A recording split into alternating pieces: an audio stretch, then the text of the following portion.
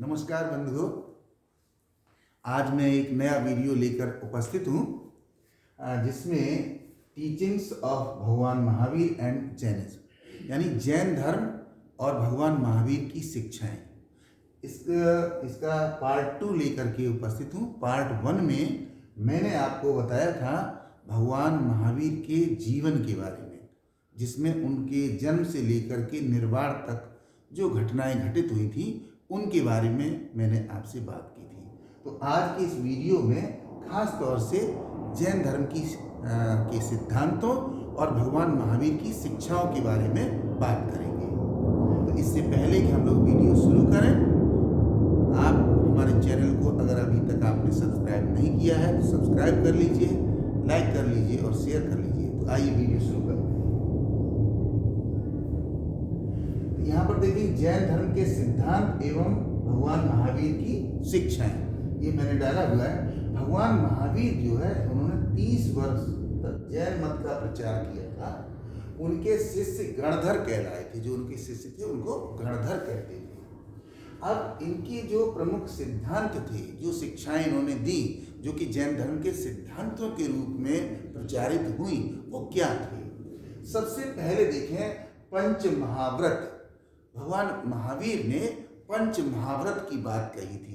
उन्होंने कहा कि जीवन में 5 चीजें जो हैं उनको महत्व देना बहुत जरूरी है, और वे 5 चीजें 5 महाव्रत कहलाए जैन धर्म के। इसमें सबसे पहले है अहिंसा। अहिंसा के अंतर्गत भी उन्होंने और आगे बढ़कर के बात की और उसमें कुछ चीजें बताई कि अहिंसा में क्या है। ईर्ष्या समिति यानी संयम से चलना, अर्थात चलते समय हमसे कोई जीव हत्या ना हो जाए, इसलिए संयम से चलना। भाषा समिति, भाषा समिति का मतलब है संयम से बोलना, अर्थात हमारे बोलने से किसी भी जीव को कष्ट नहीं होना चाहिए, उसे कोई भी मानसिक वेदना ना हो। अगली बात ऐषणा समिति। ऐषणा समिति में बताया गया भोजन। हम जो भोजन करें उस भोजन में भी हिंसक प्रवृत्ति शामिल नहीं होनी चाहिए, यानी कि उसमें किसी तरीके का हम मांसाहार ना करें, क्योंकि उससे जीव हत्या होती है। अगली बात निक्षेप। निक्षेप का मतलब है, निक्षेप समिति का मतलब है जीवों की रक्षा करना, यानी कि हमारे द्वारा किसी की हिंसा ना हो, इस बात का तो प्रयास हम करेंगे ही, साथ में ये प्रयास भी करें कि जो जीव जंतु हैं उनके जीवन की रक्षा के लिए भी हम कुछ न कुछ करें, उनको खिलाएं, उनके भोजन की व्यवस्था करें, पानी की व्यवस्था अगर हो सकती वो है, कोई घायल पक्षी है तो हम उसकी मदद करें ताकि वो ठीक हो जाए। अगली बात है व्युत्सर्ग। व्युत्सर्ग का मतलब है मल त्याग। हम किसी भी ऐसे स्थान पर मल त्याग ना करें जिससे कि जीवों को नुकसान पहुंचे किसी भी तरीके का। तो इस तरीके से ये अहिंसा के बारे में बात कही गई। अब इसके बाद दूसरी जो महत्वपूर्ण चीज है वो है सत्य। अब सत्य के बारे में जो भगवान महावीर संदेश देते हैं, वो सत्य को किस तरीके से उसका व्याख्या की गई है वो देखिए आप। सत्य में सबसे पहले क्या है? बोलना, यानी कि हम अनुमिम भाषी बने, यानी कि जो हम बोलें वो सत्य पर आधारित हो, उसमें झूठ नहीं होना चाहिए। अगली शांत, को हम पारिजानात। शांत का मतलब है कि जब हम सत्य का अनुकरण करेंगे तो हमें उद्वेग छोड़ना होगा, हम शांत प्रवृत्ति के हों, क्योंकि अगर हम अशांत प्रवृत्ति के हो गए तो फिर सत्य का साथ नहीं दे पाएंगे, ऐसा मानते हैं। अगली बात लोभ। हम किसी तरीके का लोभ न करें, क्योंकि जहाँ लोभ पैदा हो जाता है, जहाँ पर लालच पैदा हो जाता है, वहाँ पर सत्य कमजोर पड़ जाता है। इसलिए वो कहते हैं कि सत्य सबसे बड़ी शक्ति है। Truth is the strongest power of a person. तो इसलिए उसको किसी तरीके के लोभ में नहीं फंसना है, लालच में नहीं है। अगली चीज है हास्य। हास्य पारिजाना, इसका मतलब क्या है कि हम किसी का उपहास न उड़ाएं, क्योंकि उससे क्या होगा, उस उपहास में आपकी जो सोच है वो बदल जाएगी और आप उस स्थिति में सत्य का अनुकरण नहीं कर पाएंगे। अगली बात है भय। किसी चीज का भय न करें। जिस तरीके से जीवन सत्य है और जीवन अगर ले लिया आपने तो मृत्यु सत्य है। जीवन का अंतिम सत्य मृत्यु है। इसलिए चाहे उसे घबरा कर वर्ण कीजिए, चाहे उसका डर कर वर्ण कीजिए, चाहे खुशी से वर्ण कीजिए, मृत्यु तो आनी है और मृत्यु से बड़ा कोई भी संकट नहीं है जीवन में। तो भय नहीं करना है किसी तरीके का। इसके बाद अगली बात है अस्तेय। अस्तेय का मतलब है कि चोरी न करना, साधारण शब्दों में अगर हम समझे।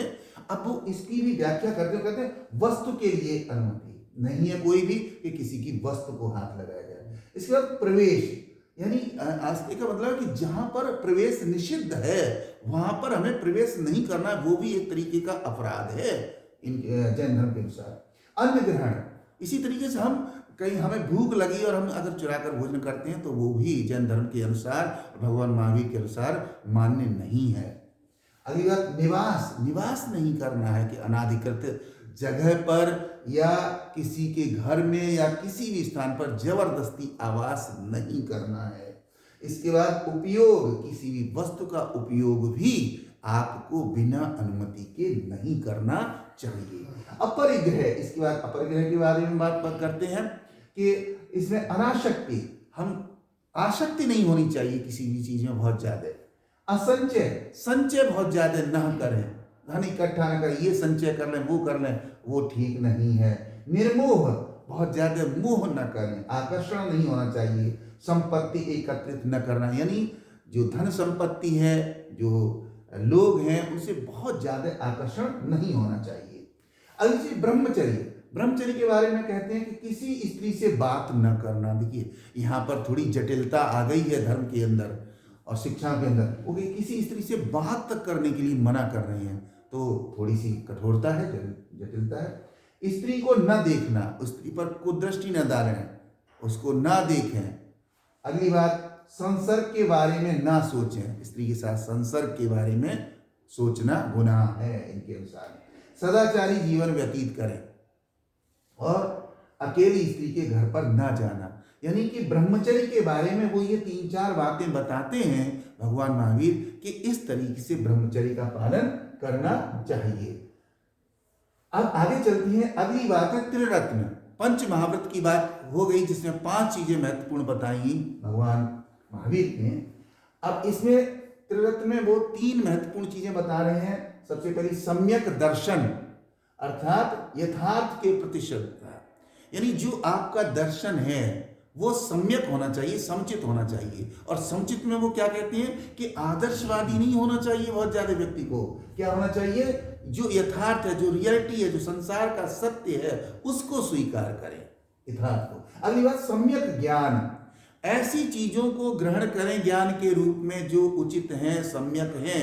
अनुचित चीजों के ज्ञान को एकत्रित नहीं करना चाहिए। अगली सम्यक चरित्र, हम अपने आचरण के द्वारा दूसरों को प्रभावित करें, हमारे उस आचरण में किसी का अहित नहीं होना चाहिए, हित होना चाहिए, चरित्रवान बनना चाहिए। तो 3 रत्न बताए गए हैं जैन धर्म के अंदर और भगवान महावीर के द्वारा। वो सम्यक दर्शन होना चाहिए, सम्यक ज्ञान होना चाहिए और सम्यक चरित्र होना चाहिए। अब अगले आगे के सिद्धांतों पर बात करते हैं। तो अगली अनीश्वरवादिता। अनीश्वरवादिता का मतलब है कि ये ईश्वर को नहीं मानते, ये मानते तीर्थंकरों को। जो 24 तीर्थंकर हुए हैं, जिसमें 24वें तीर्थंकर भगवान महावीर थे, वो ये कहते हैं इन तीर्थंकरों के द्वारा जो दिशा दिखाई गई है, जो प्रकाश मार्ग दिखाया गया है, उस पर चलिए। ईश्वर को मत मानिए, ईश्वर एक भय है, ईश्वर एक पराकाष्ठा है, ऐसी जो जिसका कोई पता नहीं है। तो संसार के रचयिता ईश्वर नहीं है, वो उनको मना करते हैं कि ये प्रकृति का नियम है, ईश्वर नहीं है। 6 द्रव्यों की बात करते हैं जिनसे संसार बना है। आकाश, काल, धर्म, अधर्म, पुद्गल एवं जीवों से संसार बना है। इन 6 तत्वों को वो संसार का अंग मानते हैं और वो कहते हैं कि यही यथार्थ है, ईश्वर की भावना में रहना एक भ्रम है, ऐसा मानते हैं। अगली बात जो है आत्मवादिता तथा अनात्मवादिता। आत्मा के अस्तित्व को जीवों में स्वीकारना। वो कहते हैं कि जब आत्मा और परमात्मा की बात होती है तो वो कहते हैं आत्मा जीवों में है, उसे स्वीकार करिए आप, कहाँ ढूंढती फिर रही हैं। अगली बात, आत्मा स्वभाव से निर्विकार एवं सर्वदृष्टा है। आत्मा को निर्विकार माना गया है, विकार का कारण मन को माना गया है, आत्मा को नहीं माना गया है। वो कहते हैं कि वो सर्वदृष्टा है, वो सबको देख रही है, सब कुछ देख रही है, आप क्या सच कर रहे हैं, क्या गलत कर रहे हैं, सब देख रही है। अगली, मोह बंधन तथा कर्म जाल से आत्मा की शक्ति को क्षीण होती है। हम जितना आसक्ति करते हैं चीजों से, लोगों से, उतनी ही हमारी आत्मा कमजोर होती चली जाती है और मन प्रबल होता चला जाता है, और वो मन हमको चंचल बना देता है और हमें उद्वेगित कर देता है, जिससे हम पथभ्रष्ट हो जाते हैं। तो भगवान महावीर का कहना है कि ऐसा हमें नहीं होना है। अगला, आत्मा अजर है, अमर है और अजेय है। आत्मा को उन्होंने अजर माना है, अजेय माना है और अमर माना है। अगली बात है, अगला जो सिद्धांत है वो है निवृत्ति मार्ग। निवृत्ति मार्ग का कि इनसे छुटकारा कैसे मिले। वो कहते जीवन दुखों से परिपूर्ण है और उसका कारण तृष्णा मूल कारण है। जीव संसार में जब जीवन प्राप्त किया है तो दुख तो होंगे, वो कहते, और दुखों का कारण क्या है? तृष्णा है, आसक्ति है, हम चीजों से कितना लगाव रखते हैं वो है। अगली बात, प्रवृत्ति सांसारिक कर्म त्याग कर निवृत्ति प्राप्ति। कहने का मतलब है कि जो सांसारिक कार्य हैं उनसे कम लगाव करके, उनको पूरा करके, उनको त्याग करके ही हम निवृत्ति की प्राप्ति कर सकते हैं, अर्थात निर्वाण को प्राप्त कर सकते हैं, मोक्ष को प्राप्त कर सकते हैं। अगर त्याग, तपस्या और कैवल्य द्वारा ही संभव है। और देखिए, जीवन का अंतिम लक्ष्य निर्वाण होना चाहिए, ये मानना है। और कहते हैं निर्वाण आपको तभी मिल सकता है जब आप तप करें, तपस्या करें और कैवल्य की प्राप्ति करें, ज्ञान की प्राप्ति करें। कैवल्य ज्ञान की जो है वो उत्कृष्ट स्वरूप है उसका, जिसको वो सच्चा ज्ञान मानते हैं। तो ऐसा होना चाहिए। यहाँ पर हमने एक मानचित्र भारत का दिया है जिसमें जैन धर्म के प्रमुख तीर्थ स्थान दिखाए गए हैं। तो आप देख रहे हैं कि उत्तर में हस्तिनापुर से लेकर के और दक्षिण में एडकुलई तक जो है, यहाँ तक अनेकों स्थान पर जैन धर्म का प्रसार हुआ। ये श्रवण बेलगोला बहुत ही प्रसिद्ध स्थान है और कई बार सिविल सेवा परीक्षा में पूछा गया था, क्योंकि यहाँ पर जो है वो चंद्रगुप्त यहाँ पर गए थे और उन्होंने यहाँ पर तीर्थ स्थान बनवाया था। अब जो अगला सिद्धांत है इस धर्म का वो है कर्म प्रधानता एवं पुनर्जन्म। वो जीवन में कर्म को प्रधान मानते हैं। इसमें कर्म सूक्ष्मतम भूत तत्व है, राग द्वेष रति मोह इनका आधार है।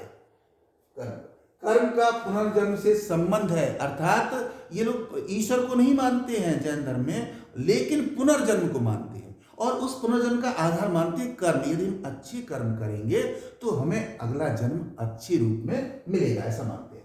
मृत्यु का होना भी कर्म पर आधारित है, तो मृत्यु को भी कर्म पर आधारित बताते हैं। यहाँ पर जो हमारी विडंबनाएं हैं उनको वो तोड़ते हैं और समझाते हैं कि कर्म अच्छे करिए तो मृत्यु भी अर्थात मोक्ष भी अच्छी तरह से प्राप्त होगा।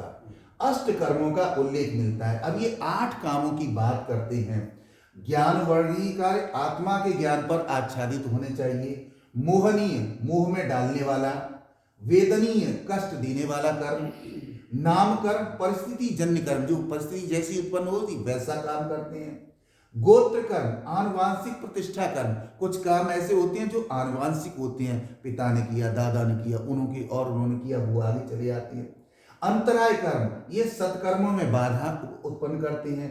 आयु कर्म, आयु निर्धारक कर्म है, यानी बचपन के काम अलग होते हैं, किशोरावस्था के अलग होते हैं, युवावस्था के अलग होते हैं और फिर वृद्धावस्था के अलग कार्य होते हैं। दर्शनावरणीय कार्य, यानी सम्यक दर्शन शक्ति में बाधा। ये तो आप देखेंगे कि यहाँ पर कर्मों की व्याख्या भी बाकायदा जैन धर्म में की गई है। अगली बात जो है तप एवं व्रत के बारे में क्या धारणा है इनकी, वो कहते हैं तृष्णा को नियंत्रित करने के लिए दोनों आवश्यक हैं, यानी तप भी आवश्यक है और व्रत भी आवश्यक है, ऐसा माना गया है। और मोक्ष प्राप्ति का मार्ग इससे प्रशस्त हो सकता है अगर हम तपस्या करेंगे, अगर हम व्रत करेंगे तो ज्ञान की प्राप्ति होगी और उससे मोक्ष मिल जाएगा। कैवल्य प्राप्ति का के लिए आवश्यक है।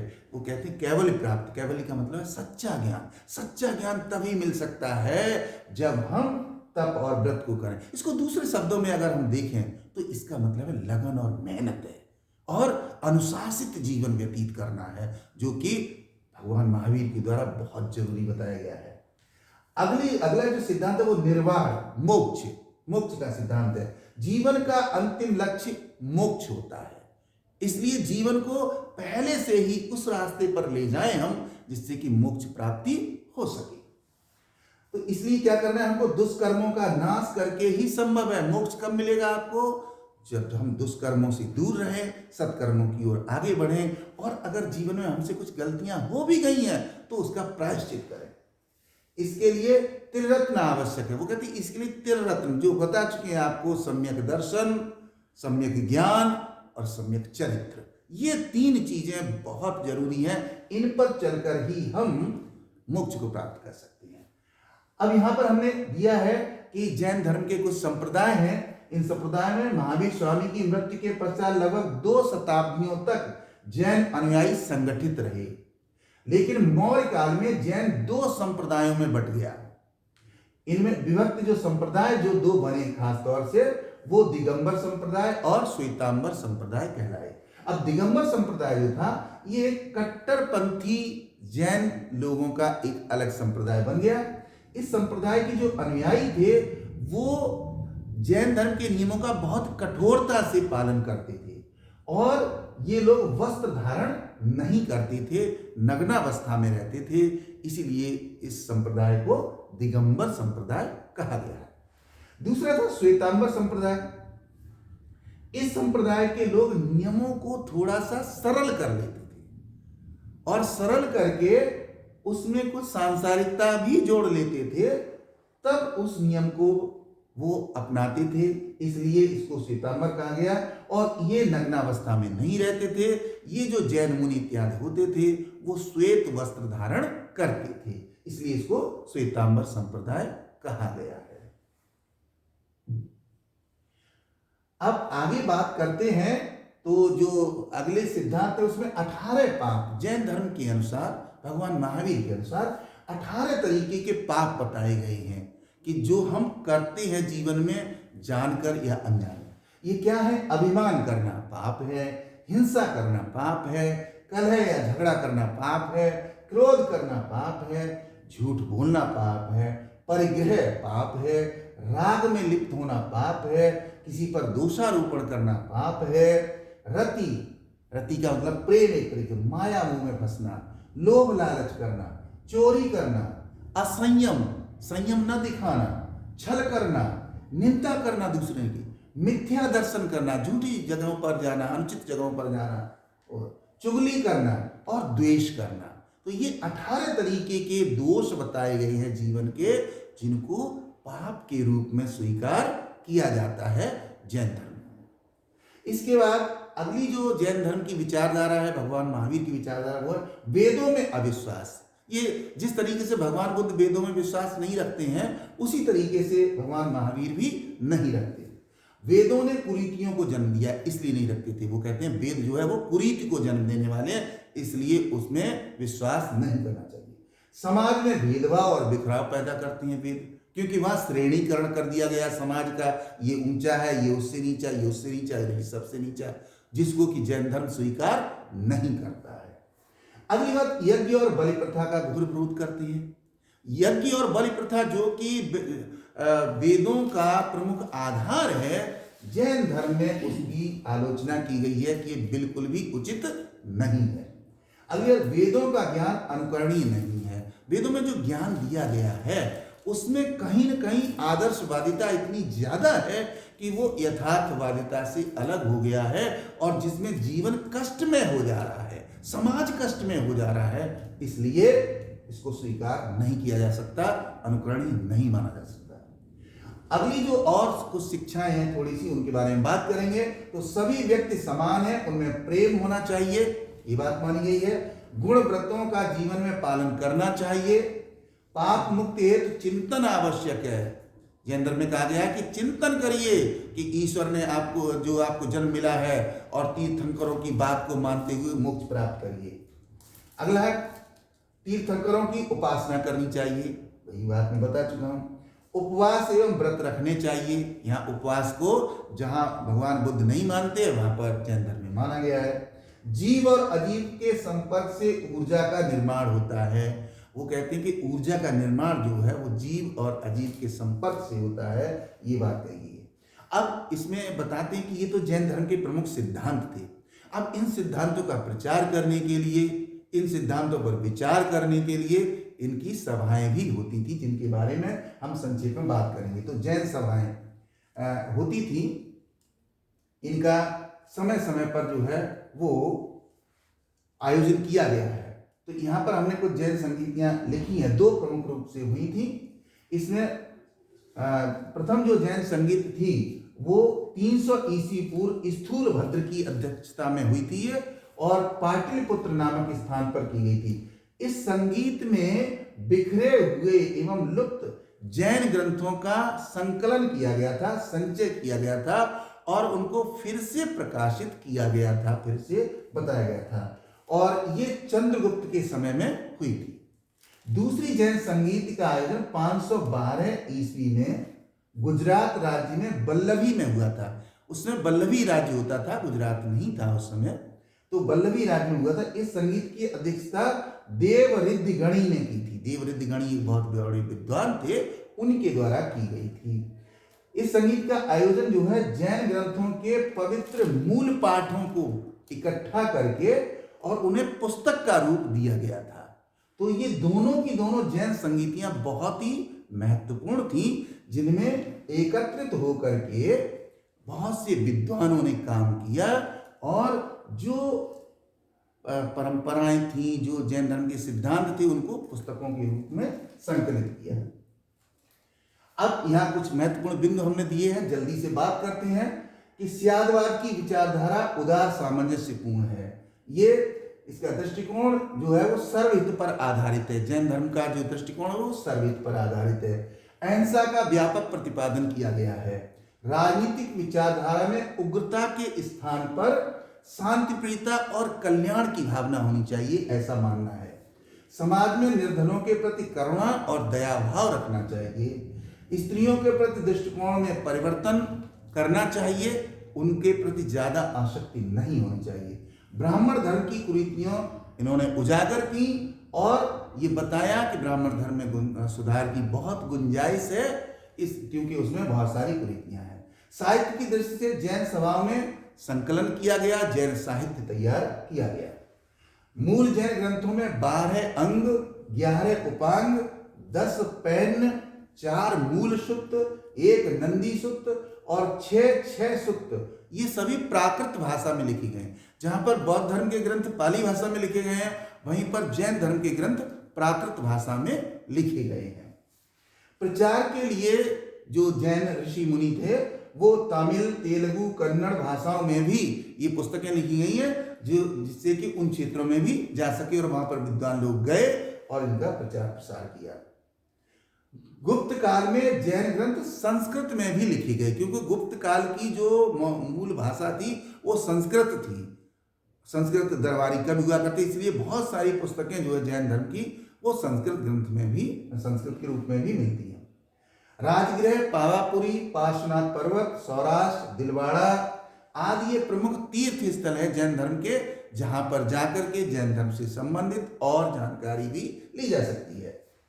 स्तूपों, मठों, स्तंभों, गुफाओं और मंदिरों में श्रेष्ठ कला के दर्शन होते हैं।